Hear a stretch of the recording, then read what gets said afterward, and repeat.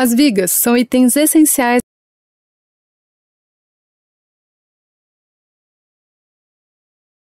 nas construções, utilizadas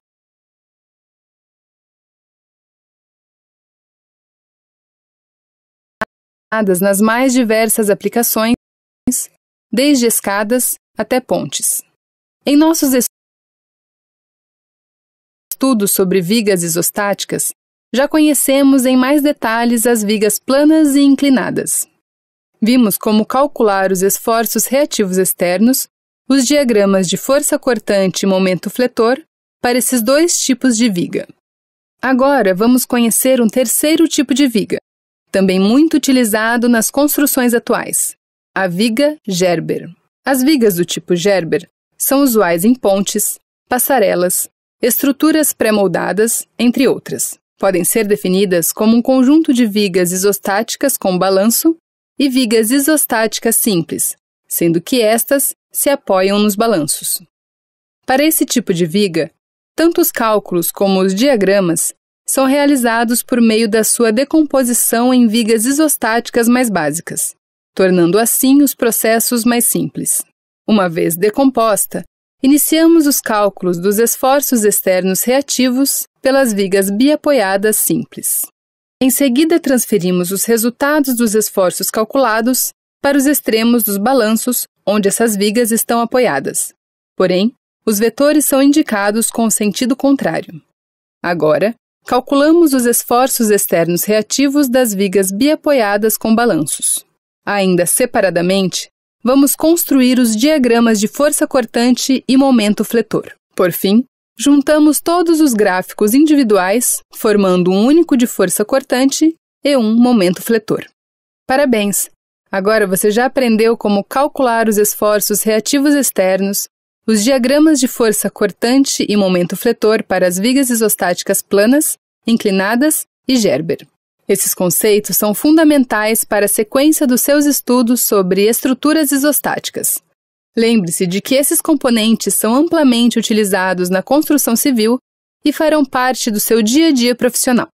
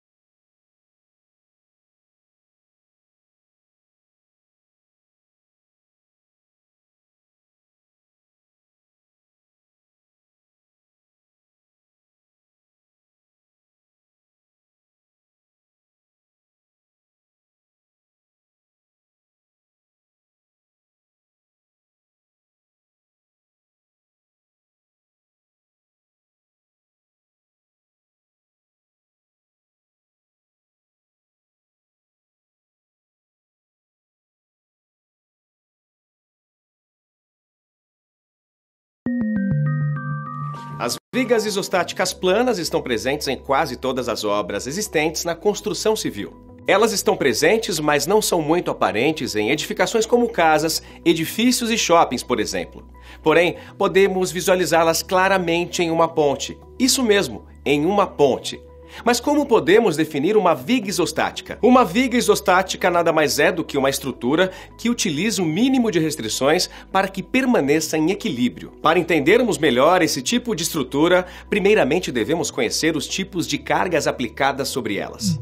As cargas são forças que geram esforços. Elas são representadas por diagramas e podemos classificá-las como carga concentrada e carga distribuída. Sendo assim, podemos representar uma carga, seja ela concentrada ou distribuída, por meio dos diagramas de uma viga biapoiada, por exemplo. Desses diagramas podemos extrair informações importantes como a força cortante máxima e o momento fletor.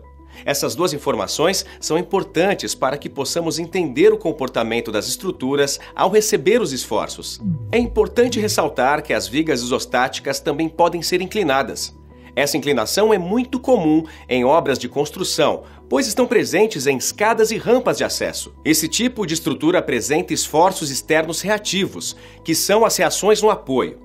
Consideramos os esforços externos ativos, as cargas perpendiculares ao eixo da viga. Também podemos apresentar um esquema estrutural das vigas isostáticas inclinadas por meio dos diagramas de força cortante, momento fletor e força normal. Mas não podemos falar em vigas isostáticas sem falarmos da viga do tipo Gerber, justamente a viga que podemos encontrar visualmente nas pontes. A viga Gerber é um conjunto de vigas isostáticas com balanço e isostática simples, sendo que as vigas simples se apoiam nos balanços. Em outras palavras, elas são compostas por tramos.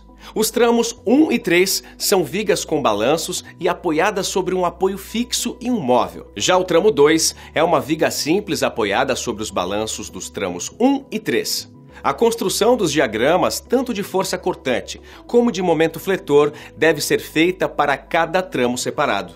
Para finalizar nosso conhecimento sobre as vigas isostáticas, deixo uma pergunta para sua reflexão. Você sabe me dizer qual a importância de conhecer a força cortante máxima e o momento fletor máximo aos quais uma viga está exposta? Pesquise mais sobre essa questão.